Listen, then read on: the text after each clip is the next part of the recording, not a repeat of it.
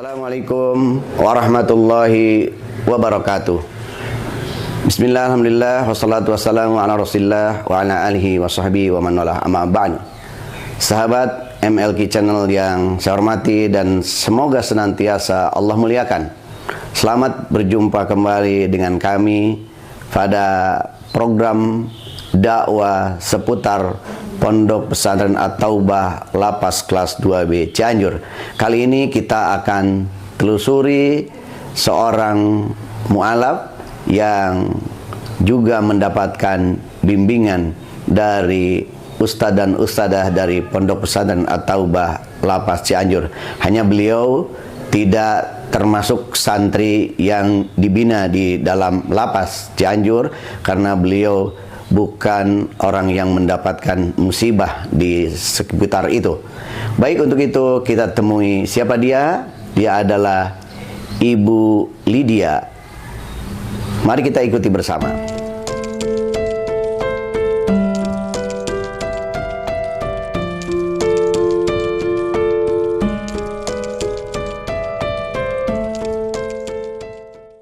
Nama saya Tan Ching Sun.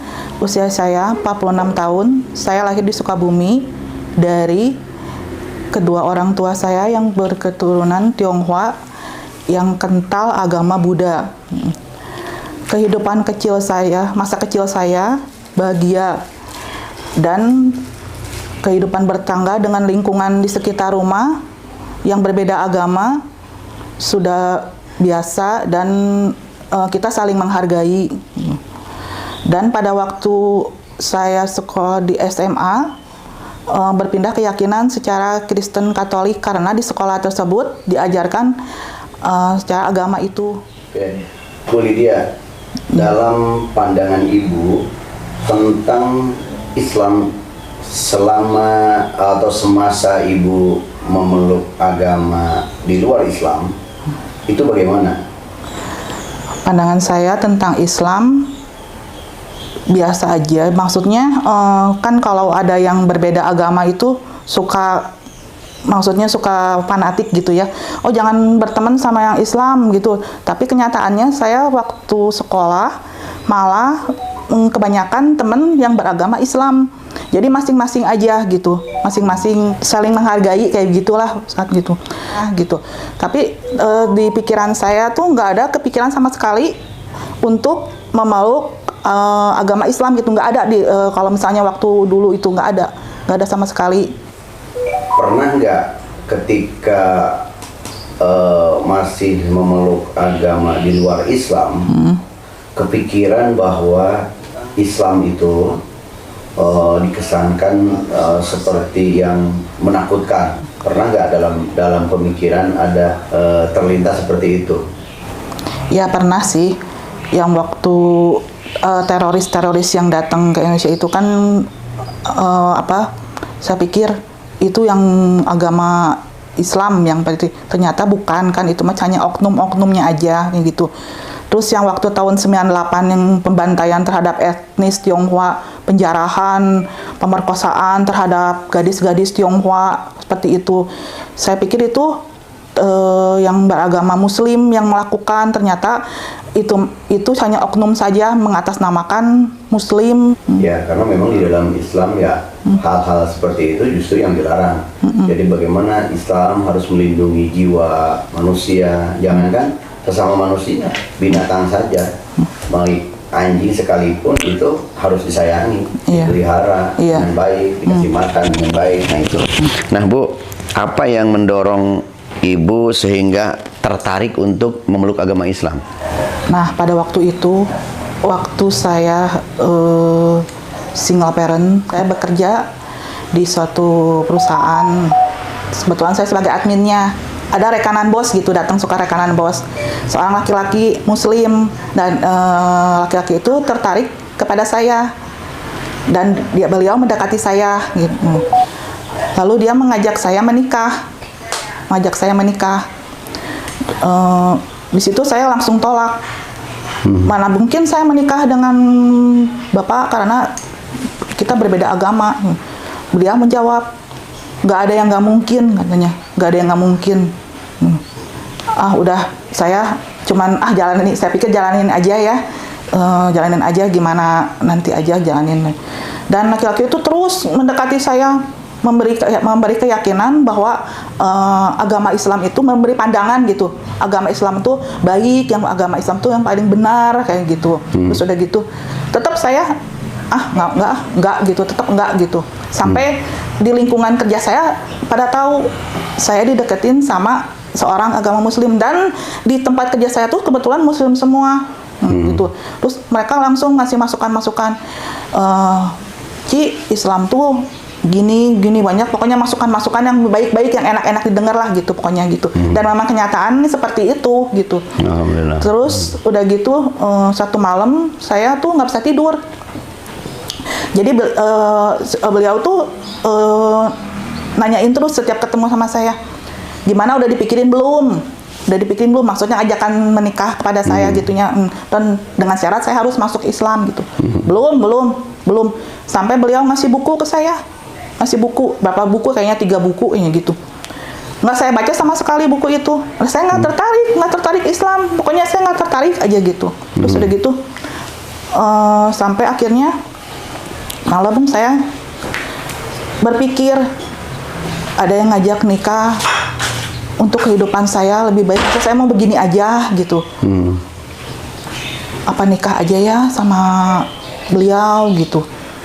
Tapi saya harus masuk Islam. Tapi nanti kalau misalnya saya masuk Islam gimana ininya apa dari keluarga gitu. Dari keluarga, aduh gimana dari keluarga, anak gimana, seperti itu gitu. Terus tapi akhirnya saya memutuskan ya udahlah, saya akhirnya mau gitu. Dan kebetulan besok paginya beliau menjemput saya kerja. Setiap ketemu tuh dia pasti nanya sama saya, gimana udah dipikirin belum? Dan saya nunggu dia nanya, saya nggak jawab dulu, saya nunggu dia nanya gimana udah dipikirin. Dan kebenaran dia nanya gimana udah dipikirin belum? Udah gitu. Udah, dia langsung nyetir tuh langsung balik gitu. Gimana? Ya oke. Saya mau nikah sama bapak dan saya mau meluk agama Islam. Dia lagi nyetir yang antara seneng dan kaget gitu ya, sampai kayak gimana, sampai gemeter gitu. Untung nggak nabrak gitu, Ustadz. Untung nggak nabrak gitu ya. Oh ya katanya gitu, ya udah yang gitu. Nah di situ, dan selang berapa hari kemudian saya dibimbing oleh seorang ustadz di Sukabumi membacakan syahadat di situ. Ya utama-utama karena saya sudah mendapatkan taufik dan hidayah dari Allah. Ya. Sebelumnya bicara dulu sama orang tua atau tidak? Enggak ya? Enggak. Nah, oke. Setelah memeluk Islam baru bilang ke orang tua? Meluk Islam dan malah udah nikah. Oh, udah nikah? Malah udah nikah. Saya baru bilang sama orang tua sama anak. Oh gitu. Ya tuh setelah itu gimana reaksinya itu keluarga? Ya pertama saya bilang ke papa, karena papa yang paling ngerti saya. Papa, saya udah nikah, saya udah meluk agama Islam. Papa bilang, oh kenapa kamu nggak ngomong? Ya karena saya tahu kalau bilang sama papa saya nggak akan boleh. Kenapa kamu nggak ngomong? Padahal saya mah boleh, jadi gitu papa. Saya kaget kan, saya kaget. Alhamdulillah. Nah sekarang ngomong sama mama gimana? Kata saya gitu. Udah cenah, kamu ngomong aja lagi, cenah ngomong sama mama. Nah si mama nangis. Kamu kenapa nikah? Kamu ini nggak bilang dulu kayak begitu gitu. Terus si papa yang tenangin.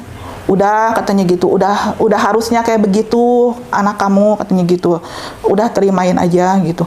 Ya selama setahun mah gitu, kalau datang ke Sukabumi nggak mau lihat saya gitu. Istilahnya cuman manggil, udah cuman nanya gini aja. Kamu udah makan belum? Udah nggak mau ngobrol, nggak mau apa. Tapi saya yang tiap Sukabumi datang, ini itu gitu. Jadi akhirnya lama-lama kan dia luluh gitu. Lama-lama dia luluh sampai akhirnya biasa. Dan ada kali setahun kayak begitu. Ya gitu. Cuman sayanya pantang mundur gitu. Jadi kalau misalnya ke mama, namanya anak ke mama ya, iya. Manggil apa gitu. Ma mau apa? Enggak. Ma mau ini enggak. Marah gitu. Tapi lama-lama ya alhamdulillah mencair juga es, gunung es itu akhirnya mencair juga. Sampai akhirnya malah suka kalau saya ke Sukabumi sendiri nanyain, Mana katanya nggak diajak, katanya gitu. Sampai akhirnya gitu, begitu. Dan yang kedua anak. Anak. Kan saya tuh waktu itu nggak bilang sama anak saya bahwa saya nikah sama muslim gitu. Dan saya tuh karena nggak mungkin saya bohong terus menerus gitu ya, diem gitu ya. Akhirnya saya bilang, lah mama udah nikah sama dia tahu waktu itu saya deket sama beliau. Mama kenapa nggak bilang? Terus dia nangis senyum gitu. Mama jahat apa segala macam, ya wajar lah ya gitu. Terus udah gitu. Dan yang saya kasih pengertian kenapa saya menikah, karena mama pengen hidup lebih baik, ada yang tanggung jawab lah. Terus udah gitu kan masuk agama Islam, mama ingin merubah hidup lebih baik pokoknya, jadi dari kehidupan yang sebelumnya. Terus lama-lama lambat laun dia ngerti dan menerima. Tapi waktu dia marah, parahnya gini, waktu anak saya marah, saya tuh kan masuk Islam. Saya ada surat ini kan, surat keterangan masuk Islam piagam itunya. Untung saya fotokopi. Jadi pas lagi dapat surat tuh saya fotokopi. Dan yang saya simpen di lemari itu fotokopinya. Yang aslinya saya simpen satu-satuin sama surat-surat saya gitu. Yang saya simpen tuh fotokopinya. Waktu saya pergi kemana? Waktu saya kerja, pulang-pulang lemari saya berantakan. Surat itu disobek-sobek sama dia. Sobek. Lala kenapa ini kayak begini? Ya aku nggak suka mama masuk Islam, aku nggak suka katanya gitu. Ya lah kan mama udah jelasin kenapa mama masuk Islam, karena mama ingin hidup lebih baik dengan ini. Terus udah gitu lama-lama ya bisa nerima, lama-lama bisa nerima seperti itu. Mulai dewasa, mulai tambah umur, dia mulai bisa menerima kayak begitu. Sampai sekarang anak-anak masih belum memeluk Islam? Belum memeluk Islam, tapi saya suka, ya mudah-mudahan dapat. Ya, sekarang masuk ke dalam pertanyaan yang lain, yaitu setelahnya Bu Lydia memeluk agama Islam, bagaimana perasaan yang sekarang ada itu dari sisi kenyamanan hati dan sebagainya? Tentu ini bisa merasakan gitu. Iya, setelah saya memeluk agama Islam, kehidupan saya menjadi lebih baik, Ustaz. Hati saya menjadi lebih tentram, dan yang bikin tentram itu karena ya saya yakin gitu bahwa agama Islam itu benar gitu. Terus kalau misalnya di mana saya sedang sedih saya ambil air wudhu aja, sholat. Jadi bukan ngadu sama orang, ngaduin sama Allah aja gitu. Luar biasa. Seperti itu. Ya, siapa sebenarnya yang paling berpengaruh dalam memantapkan keyakinan Ibu tentang Islam? Pertama karena Allah. Kedua karena suami yang sekarang laki-laki sudah jadi suami saya. Dan yang ketiga ada seorang ibu ustazah yang membimbing saya dari nol. Saya nggak tahu apa-apa, sholat apa saya nggak tahu, bacaannya saya nggak tahu apa, sampai saya bisa ngaji dan bisa hatam Quran segala. Ada seorang ibu ustazah namanya Ibu Iis. Boleh nggak bisa ketemu kira-kira kapan? Oh boleh. Kebetulan ada orangnya sekarang di sini. Ada sekarang? Ada. Oke, kalau gitu ya. bisa dihadirkan ya. Teh. Ya, Pak. Ayo. Duduk sini, Teh. Oh ini ya, alhamdulillah. Bu Ustazah, assalamualaikum. Waalaikumsalam warahmatullahi. Bu Ustazah, saya ingin nanya, ini kan tadi saya sudah berbincang-bincang dengan Ibu Lydia tentang perjalanannya, bagaimana proses dia dari awal sampai saat ini. Allah melimpahkan anugerah yang sangat luar biasa indah, yaitu beliau dipilih oleh Allah Subhanahu wa Ta'ala menjadi umat baginda Rasul Muhammad SAW, sehingga beliau dianugerahi nikmat iman dan Islam. Itu bagaimana Bu ceritanya, Bu? Awalnya saya didatangi Pak Haji ya, suaminya Teh Lydia. Katanya, mau gak Ibu mengajari istri saya, mengajari. Awalnya saya, aduh, kaget ya. Saya santai biasanya ngajar Iqra itu anak-anak kecil. Ya sekarang katanya mau ibu-ibu yang baru masuk agama Islam. Ya, jawab saya, insya Allah Pak Haji, lillahi ta'ala, insya Allah. Ya datang teteh gitu, memakai pakaian ya gitu ya, busana baru masuk Islam. Ya ini itu terus ini pendek. Saya saya tanya, teteh benar ini mau belajar? Iya katanya. Ya mula-mula saya terus ajarin dulu teteh mau belajar apa, iya cina gimana aja, cina itu di Islam itu harus apa, saya ini ada rukun Islam, diajarin juga rukun Islam, rukun iman, dan mulai aja ya teh ya, saya di Islam itu harus mengerti rukun Islam ada 5 rukun iman ini segala. Akhirnya teteh gini aja, teteh mau gak tiap hari teteh belajar ke sini? Ya mau saya gitu katanya gitu. Lalu tiap pagi ya teh ya, tiap pagi jam 9 datang. Saya mulanya ajaran ya harus gimana saya ya gini, saya teknologi gimana syahadatnya udah beres syahadat.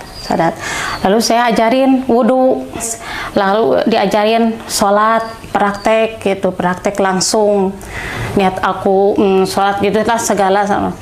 Udah itu sampai prosesnya belajar wudhu sampai sholat itu ke seminggu ya.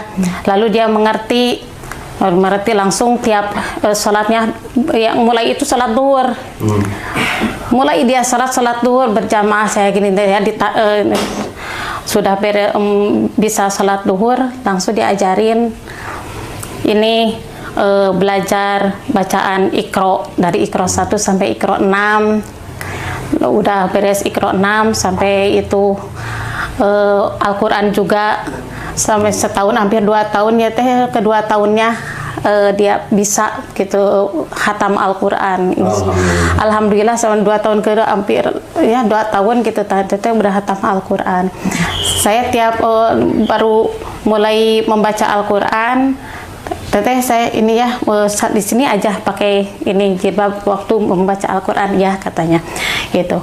Setiap baca Al-Quran memakai jilbab, udah beres baca Al-Quran simpan lagi, jaga apa-apa dulu belum. Akhirnya saya ada pengajian tuh di majelis taklim, mau ikut gak? Kata saya gitu. Oh mau teh, mau cina gitu ya, besok ya kesininya jam agak pagian jam 8 ya katanya. Lalu saya ajakin ke masjid, ke majelis taklim itu, saya yang ngisi acaranya gitu. Saya kenalin sama ibu-ibu di majelis taklim. Ini saya sangat bangga punya ini murid mu'alaf, tapi sekarang udah bisa Al-Quran gitu ya. Udah bisa baca Al-Quran gitu. Lalu katanya dia langsung, saya juga cenah pakai mau jilbab gitu. Jadi dia mau sendiri. Gak di ya juga saya gak diperintah gitu. Dia mau gitu. Jadi semua itu dari kesadaran. Iya, dari kesadarannya dia. Lalu dia terus, saya sangat salut sekali perjalanan dia sering curhat. Gini. Saya salut sekali sama ini Teh Lydia. Dia mau tekun gitu belajar dan taat gitu. Kalau kata saya teh hafalin ini buat ini, ya mau gitu. Dan saya sangat salut kalau di majelis taklim itu dia tidak sukar, jadi mudah berteman gitunya. Kalau di Islam itu saya dikenalin ya masuk gitu. Sampai-sampai dia kalau nggak ada itu kemana sana ya ikutan pengajian Senin Al-Quran, dia bisa gabung sama ibu-ibu majelis taklim gitu. Gitu. Makanya saya sangat berharap mudah-mudahan ya dari saya mah gitu Teh Lydia dikuatkan iman Islamnya sampai husnul khotimah. Amin. Gitu. Itu aja mungkin sekilasnya. Ustazah, dari sisi kesulitan membimbing dia ada nggak yang ditemukan atau memang semua alhamdulillah berjalan lancar semua? Ya alhamdulillah Kan saya juga ini patuh, sangat patuh ya, karena patuh mungkin karena kemauan dia benar-benar mau belajar. Nggak ada yang dipaksakan gitu. Nggak ada yang dipaksakan. Dasar ke kesadarannya. Iya, bahkan gini, teteh saya bebas. Ya, saya masih ingat sampai sekarang. Kok itu saya sampai ini sambil ngolomoh permen karet gitu, bahasa Sunda namanya. Ya gak apa-apalah, boleh. Saya masih ingat. Kalau kita perhatikan perjalanan waktunya kan sampai hari ini baru berjalan 9 tahun kan memeluk Islam ini. Tapi ekspektasinya sudah luar biasa jauh. Jadi kalau saya anggap bahwa beliau ini memang baru usia 9 tahun, perbandingannya sama dengan anak-anak yang baru masuk dewasa dan baru balik sekarang ini 9 tahun ini. Tapi ya alhamdulillah beliau sudah menjadi seorang muslimah yang taat. Saya lihat juga ketaatan terhadap suami, ketaatan menjalankan ibadah, sehingga hari ini tentu menjadi kebanggaan keluarga. Juga Ibu Sadah juga tentu merasa bangga dan bersyukur. Tentu kita semua juga merasa bahagia, ikut bahagia, merasa bangga terhadap apa perjalanan Ibu Lydia, dan ini mudah-mudahan juga menginspirasi yang lain, menginspirasi keluarganya. Sehingga tadi saya tanya, ada sebuah ketenangan, ketentraman yang luar biasa. Ya, kita doakan mudah-mudahan beliau menjadi keluarga yang sakinah mawaddah warahmah. Amin. Allah bahagiakan di dunia dan di akhirat. Amin. Nanti bisa kumpul bersama keluarganya di surganya Allah Subhanahu wa taala. Amin. Amin. Dan saya sangat mengharapkan juga Ibu bisa melanjutkan perjuangan dakwahnya, juga nanti bisa berkontribusi juga melanjutkan perjuangan dari suami Ibu, bisa membina warga yang ada di Lapas Cianjur. Insya Allah ya, mudah-mudahan. Terima kasih Bu ya. Ya, sama-sama. Bu Lydia, barangkali karena di sini tentu tadi telah disebut-sebut orang-orang yang berjasa, itu yang telah menghantarkan Ibu bisa memeluk Islam dan Ibu menjadi mendapatkan hidayah, karena tentu ini adalah asbab dari mereka, walaupun hakikatnya adalah Allah Subhanahu wa taala. Silakan Ibu, barangkali ada yang ingin Ibu sampaikan kepada mereka itu. Pertama-tama saya terima kasih kepada Allah Subhanahu wa taala yang sampai hari ini saya sudah bisa memeluk agama Islam. Terus yang kedua, pada suami saya yang tidak bosan-bosan waktu dulu ngejar saya untuk meyakinkan saya memeluk agama Islam. Dan juga ketiga, Teteh Iis yang udah membimbing saya, mengajari saya dengan sabar, dengan tekun, sampai saya bisa baca Al-Quran dan mengerti tentang ajaran agama Islam. Dan juga terima kasih kepada orang tua saya, keluarga saya, kakak, adik, dan juga anak-anak yang udah mengerti saya, dan sampai hari ini mereka udah menerima saya apa adanya. Terima kasih buat semuanya. Dan juga doakan ya semuanya sahabat MLQ, keinginan saya untuk ibadah umroh dan haji bersama suami saya, dan semoga saya selalu doakannya sahabat MLQ, semoga saya selalu istiqomah di jalannya ini ya. Doakan, amin ya Allah. Terima kasih Ibu.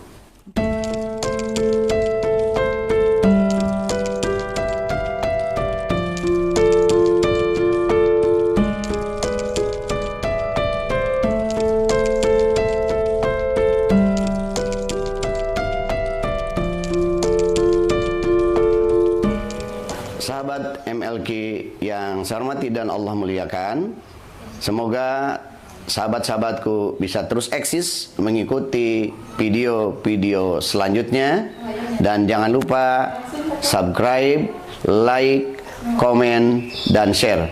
Sampai jumpa. Assalamualaikum warahmatullahi wabarakatuh.